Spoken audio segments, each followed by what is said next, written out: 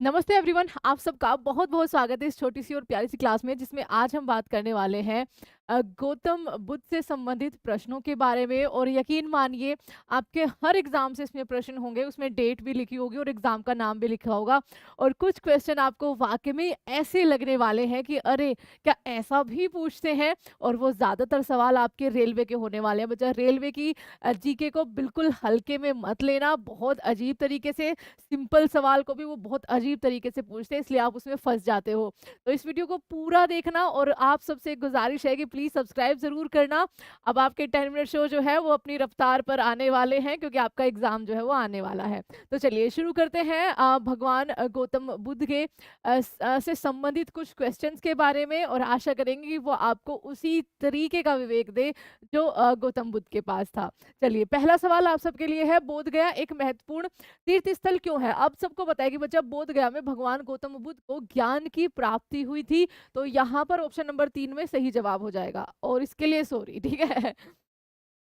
अच्छा, गौतम बुद्ध को ज्ञान की प्राप्ति हुई थी। गौतम बुद्ध ने ज्ञान प्राप्त करने के बाद यहाँ पर अपना पहला उपदेश दिया था, वो सारनाथ में दिया था।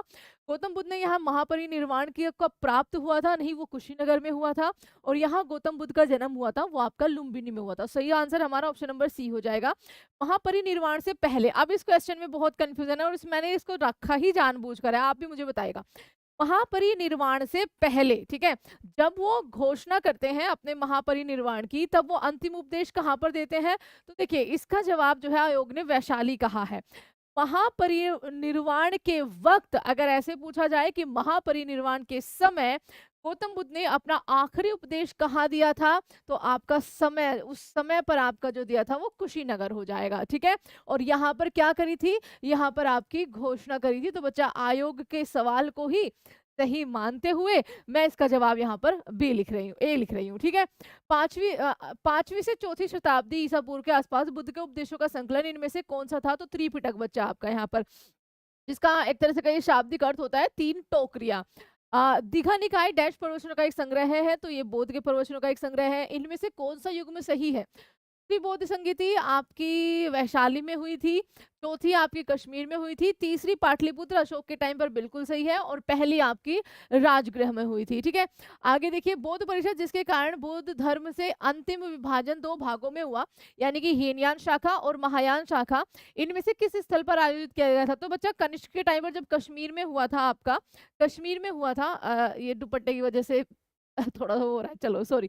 अगला, इनमें से किस स्थान पर धम्मचक्र परिवर्तन नामक बौद्ध आयोजन हुआ था? तो बच्चा ये है जब उन्होंने अपना पहला उपदेश दिया था, जिस घटना को बोला गया था आपका धम्मचक्र परिवर्तन लिखा होता है वैसे तो, पर पवर्तन, ठीक है। अगला सवाल आपका, इनमें से कौन सी विशेषता बौद्ध धर्म को जैन धर्म से अलग करती है? तो देखिए, बौद्ध धर्म को जैन धर्म से अलग जो करेगी वो आचरण और आत्म मृत्यु का चरम रूप होता है। बौद्ध धर्म में त्रिपिटक शब्द का शाब्दिक अर्थ क्या होता है? तो ये तीन टोकरी होता है, मतलब त्रिपिटक मतलब टोकरी, और त्रि यानी कि तीन टोकरियां आपकी, ठीक है, जिसमें आपको विनय पिटक, सूत पिटक और अभिधम पिटक, ये तीनों देखने को मिलेंगे। नामदोलिंग मठ आपका किस राज्य में है? तो ये भारत के कर्नाटक राज्य में है। महाराष्ट्र में जो अजंता की गुफाएं हैं 1983 में यूनेस्को में शामिल करी गई थी, वो बच्चा आपका बौद्ध धर्म की जातक कथाओं से संबंधित है। ये सवाल बहुत पूछा जाता है। अच्छा, अशोक के स्तंभों के बारे में इनमें से कौन सा कथन सही नहीं है? सही नहीं है, अशोक को अपने पिता बिंदुसार से ऐसे स्तंभ की प्रेरणा मिली थी और इससे आगे आपको बढ़ना भी नहीं है, क्योंकि यही सही है। ये आमतौर पर बलुआ पत्थर के बने होते थे। इन्हें अखंड स्तंभ भी कहा जाता था। ये ज्यादातर पॉलिश किए हुए स्तंभ थे, तो सारे बाकी सही है। इनमें से किसने कश्मीर में बोधि संगीति आपकी होस्ट करी थी? तो बच्चा आपका यहाँ पर कनिष्क जो है वो सही सवाल हो जाएगा, ठीक है। इनमें से किसने अपना अधिकांश उपदेश ग्रेनेट में दिया था? आपका, अच्छा, तो यहाँ पर आपका बच्चा गौतम बुद्ध, राजगृह मतलब आज के बिहार में है। गौतम बुद्ध यहाँ पर सही जवाब आपको हो जाएगा। अधिकांश उपदेश बचा, ये नहीं पूछा कि सबसे ज्यादा, श्रावस्ती तो ऑप्शन में ही नहीं है, ठीक है। यहाँ पर इनके नाम पूछे गए हैं, ध्यान रखना। अगला सवाल आपके लिए, आपको उपरकोट बौद्ध गुफाएं कहाँ पर मिलेगी? तो ये आपका जूनागढ़ में मिलेगी। सांची के स्तूप में डैश तोरण या द्वार है जिस पर बुद्ध के जीवन की विविध घटनाओं और जातक चित्रणों का आपका चित्रण किया गया है। तो बच्चा ये चार है, ठीक है। ये ध्यान रखना आपको। बुद्ध का जन्म स्थान एक उपवन था जिसे निम्नलिखित में से किस नाम से जाना जाता था? तो आज के टाइम पे ये नेपाल में है और ये लुम्बिनी हो जाएगा। त्रिपिटक इनमें से किस धर्म का आपका पवित्र ग्रंथ है? तो ये बौद्ध धर्म से रिलेटेड है। निचिरेन डाइशोसिन कि बौद्ध शिक्षा किस देश में शुरू हुई थी, तो बच्चा ये जापान में शुरू हुई थी, ठीक है। एंड आई थिंक 1212 में इनका जन्म हुआ था, ध्यान रखना। इनके बारे में आप पढ़ना जरूर। और आज के इसमें सवाल आपको ऐसे ही मिलेंगे कि अरे अच्छा ये तो कभी पढ़ा ही नहीं है ना। इसी बात पे सब्सक्राइब जरूर कर देना। गौतम बुद्ध का संबंध इनमें से किस गण से था, तो बच्चा ये शाक्य वंश से थे, ध्यान रखिएगा शाक्य, ठीक है। शुद्धोधन इनके पिता का नाम था। बुद्ध ने अपना पहला उपदेश सारनाथ में अपने 5 शिष्यों को दिया था, जिसे आपका धम्मचक्र प्रवर्तन कहा गया। ऑप्शन नंबर डी में देखिए, आप यहाँ पर चलो लगा देती हूँ, है ना। अगला अब आपका सवाल है, थेरिकथा एक बौद्ध ग्रंथ है जो डैश का हिस्सा है, भिक्षुओं द्वारा रचित छंदों का एक संग्रह है। तो ये किसका हिस्सा इनमें से हो जाएगा, आप कहेंगे मैम ये सूत पिटक का हिस्सा हो जाएगा, ऑप्शन नंबर डी।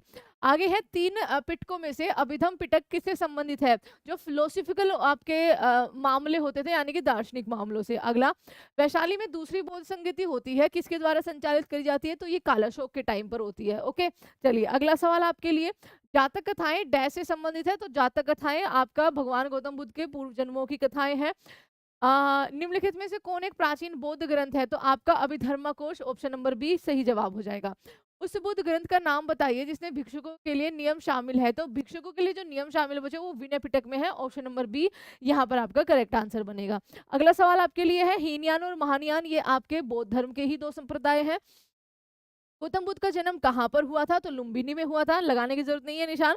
इनमें से कौन सा शब्द बौद्ध स्तूपों की स्थापत्य कला से जुड़ा हुआ है, तो गोपुरम, गर्भगृह, मंडपम, ये बच्चा मंदिरों से, और हर्मिका आपका यहाँ पर सही जवाब हो जाएगा। इनमें से कौन सा स्तूप स्थल उत्तर प्रदेश राज्य में नहीं है, तो बहरूद, क्योंकि बच्चा ये आपका मध्य प्रदेश में है। आगे, तीसरी बौद्ध परिषद किस शहर में हुई थी, तो ये आपकी पाटलिपुत्र में हुई थी, अशोक के टाइम पे, जब वो कलिंग का युद्ध आपका जीत जाता है और अपना धर्म परिवर्तन करता है उपगुप्त के कहने पर। कौन सी भाषा बुद्ध द्वारा बोली जाती थी, तो बच्चा आपका प्राकृत भाषा, अवधि प्राकृत आप इसको कह सकते हो, कोई दिक्कत नहीं होगी। इनमें से कथाएं, प्राकृत अब शास्त्रीय भाषा बन चुकी है हमारी, और पाली भी, ध्यान रखिएगा। कौन सी कथाएं बुद्ध के पूर्व जन्मों से संबंधित है, तो आपकी जातक कथाएं हो जाएंगी। और 1-2 क्वेश्चन आपको रिपीट इसलिए मिल रहा होगा क्योंकि अलग अलग एग्जाम के क्वेश्चन है बच्चा, ठीक है। और देखो आप, ये सारे क्वेश्चन आपके घूम फिर के पूछे हर जगह जाते हैं। दक्षिण पूर्व एशिया में फैली बौद्ध धर्म शाखा का नाम बताए, तो बच्चा जो थेरवाद आपकी थी शाखा, वो साउथ ईस्ट एशिया कंट्रीज में बहुत फैली है, ठीक है। बौद्ध प्रार्थना हॉल को निम्न में से किस नाम से जाना जाता था, तो इसको बच्चा चैत्य बोला जाता है, और मध्य प्रदेश में आपके बहुत फेमस है, चैत्य उत्सव भी होता है। इनमें से किसमें बौद्ध संघ के नियमों का उल्लेख है, तो बौद्ध संघ के नियम है आपका विनय पिटक में, ध्यान रखिएगा। आगे, त्रिरत्न किसकी देन है, तो त्रिरत्न है आपकी जैन धर्म की, यानी कि महावीर स्वामी जी की, सम्यक दर्शन, सम्यक ज्ञान और सम्यक चरित्र आपका, है ना।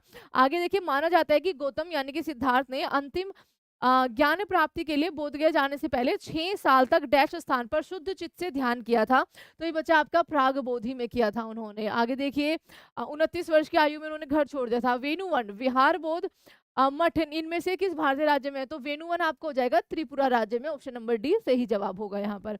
इनमें से कौन सी मध्य भारतीय बोली है, संस्कृत से काफी हद तक संबंधित है तथा बौद्ध धर्म ग्रंथों में वो आपकी साहित्य की प्रमुख भाषाओं में से एक रही है, तो आपकी जो 5 शास्त्र भाषाएं बनाई गई थी उनमें से रिसेंट में, ठीक है, पाली भी एक है। आगे देखिए, हाँ अब देखिए यहाँ पर कुछ जो basic question, basic in the sense कि फंडामेंटल क्वेश्चंस होते हैं बौद्ध धर्म से रिलेटेड, वो भी यहाँ पर एक बार कर लेते हैं। हालांकि ये बहुत ईजी है, ये आप सबको याद अच्छे से होंगे, है ना। गौतम बुद्ध का जन्म आपका लुम्बिनी 563 ईसा पूर्व में हुआ था। मृत्यु नहीं, महापरिनिर्वाण बच्चा इसको बोलेंगे, आपका यहाँ पर कुशीनगर में 483 ईसा पूर्व में हुई थी, क्योंकि मृत्यु तो हम जैसे की होते हैं, ऐसे महान लोगों को निर्वाण प्राप्त होता है।